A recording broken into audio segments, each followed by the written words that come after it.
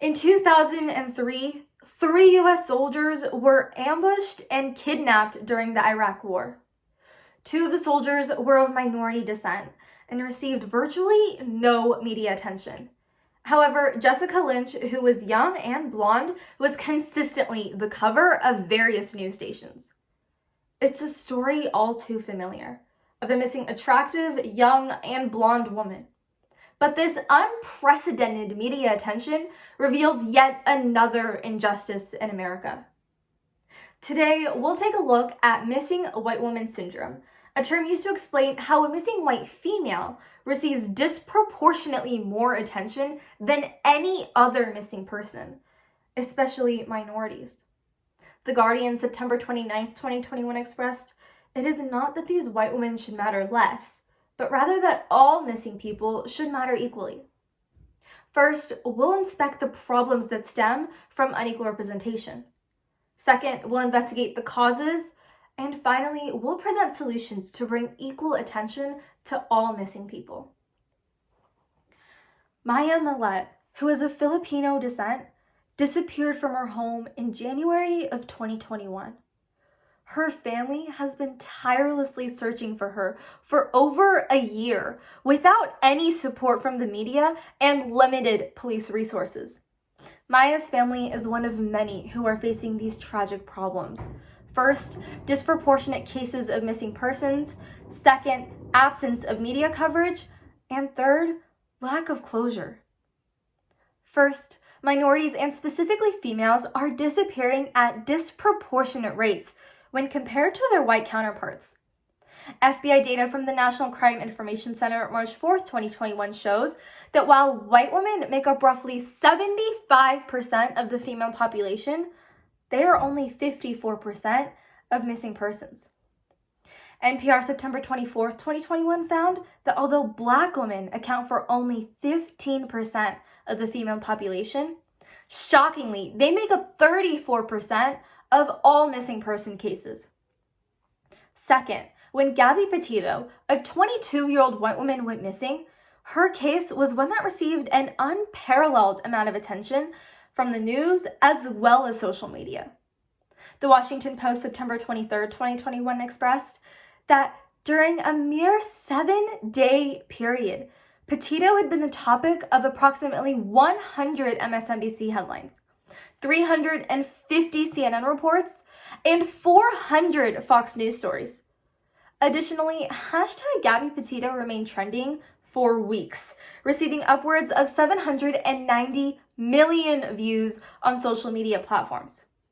Daily Mail, October 20th, 2021 reveals that during the massive national searches for Gabby Petito, at least 9 other bodies of missing people who had not gained any media attention were found, which begs the question, if they were given the same attention to their cases, would they still be alive today?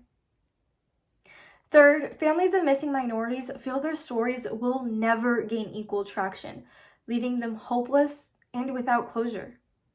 ABC News, September 29th, 2021, narrates the story of David Robinson and his son, Daniel Robinson, who are Black. David has been in Arizona for 6 months, searching for his missing son.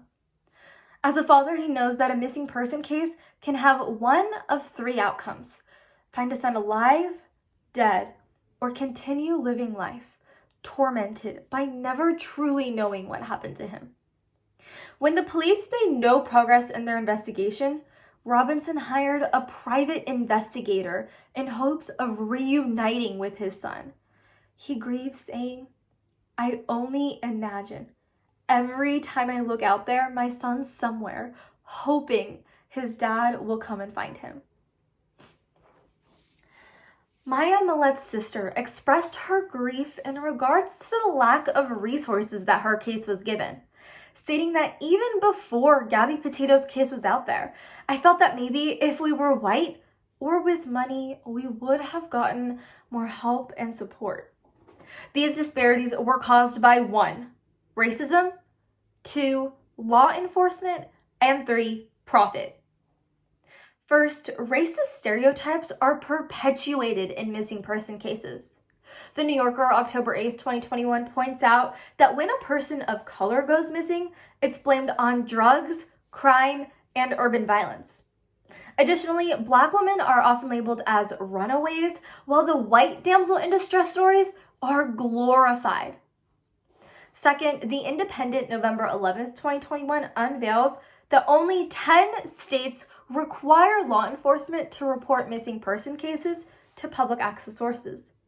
Therefore, only cherry-picked cases reach the news. LA Times, October 4th, 2021, describes how journalists only report on cases that they receive from the police. If it doesn't come directly from officials, it won't go on the news. And you can probably imagine which stories they tend to choose. Third, the idea of a young and beautiful white woman who goes missing is a story that sells in America. The New York Times, September 22nd, 2021, exposed that historically, the stories covering missing white women receive the most engagement and thus generate the most revenue. The depiction of a white woman as good people worth saving, while people of color are seen as living in unsafe neighborhoods, not only shows the normalization of victim blaming, but also demonstrates how deep systemic racism to this day continues to run in our country. All in the name of profit. Maya Millent's family took her case into their own hands by leading searches, creating websites, and organizing social media accounts in order to bring attention to her case.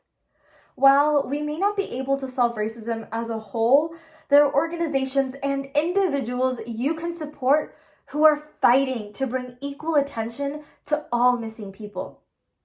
First, you can take action by supporting established organizations seeking to bring equal attention to the missing minority population. Organizations such as the Black and Missing Foundation and the Missing and Murdered Indigenous Women USA are in need of your help. By following these sources on social media and resharing their posts, you can help bring attention to the cases that aren't necessarily plastered on every media source. Second, personal social media accounts are a way to take matters into our own hands. Insider, January 30th, 2021, describes how Alicia Kozak takes advantage of her social media platform. She was once kidnapped at 13 and tortured by her captor before she was rescued. Kozak's experience inspired her to bring attention to more missing person cases, especially those who aren't equally represented.